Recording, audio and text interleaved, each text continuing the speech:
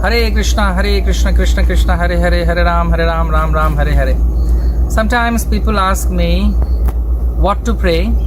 That's a different topic. And for whom to pray. And in Judaism, there is a very nice concept. They say that the prayers of the hand, and they pray for 5 personalities or 5 type of people. And I liked it. So I was just thinking to share with all of you. So this one is nearer to the heart, nearer to your body. So you pray for them whom you love, your very closest people, friends, relatives, father, mother, who are very close to your heart. So they pray for them. Those who instruct you, this finger represents the people, spiritual master, teachers who teaches us.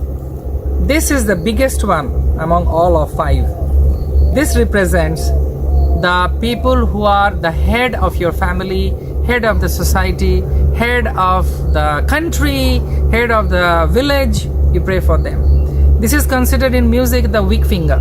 So you pray for those who are emotionally, spiritually, and maybe they're weak physically also. So you pray for them.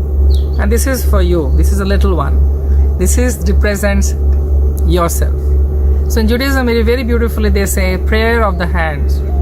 So we pray for everyone, and we can pray for actually everyone for whom we love, who instructs us, whether elderly people.